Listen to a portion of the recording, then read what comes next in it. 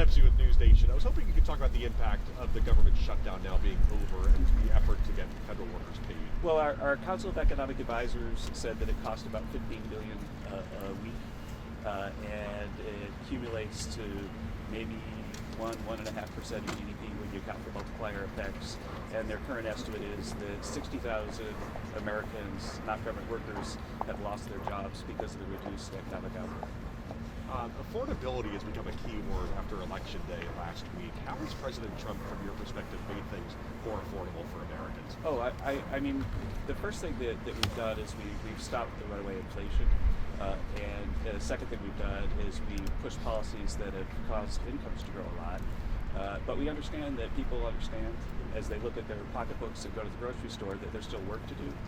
The way I summarize all the stats we look at is that real purchasing power for a typical worker dropped $3,400 under President Biden and has gone up $1,200 so far today.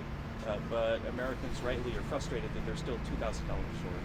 And that's something that we're going to fix, and we're going to fix it right away.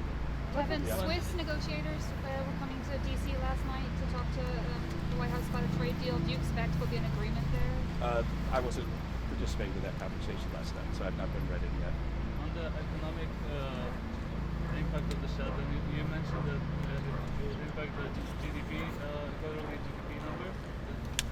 What magnitude? Oh yeah, it's about 1 to 1.5%.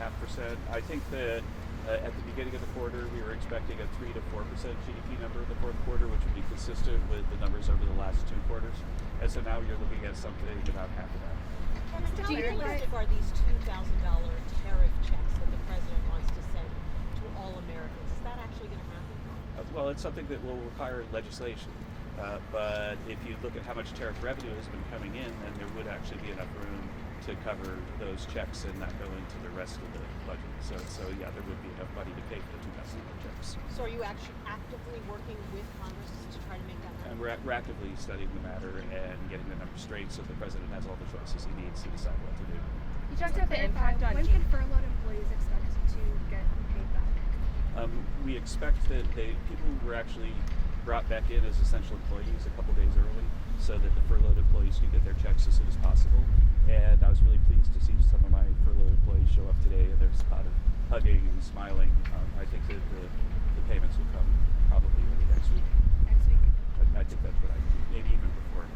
There really has been an aggressive effort to get people to get their checks as soon as possible.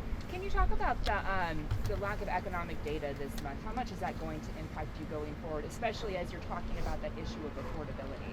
Well, you know, there's some data. The September jobs report has already been cooked, and we expect we might get that next week. It just hasn't been released. The October employment report for the payroll side will be able to be calculated, but the household survey wasn't completed. So we'll get sort of half the jobs report. Most everything else, I think, we'll be able to concoct the correct number after we look back. But we will never know what the unemployment rate was in October because there wasn't a household survey. With that, I thank you all for your attention. Thank you. Thank you.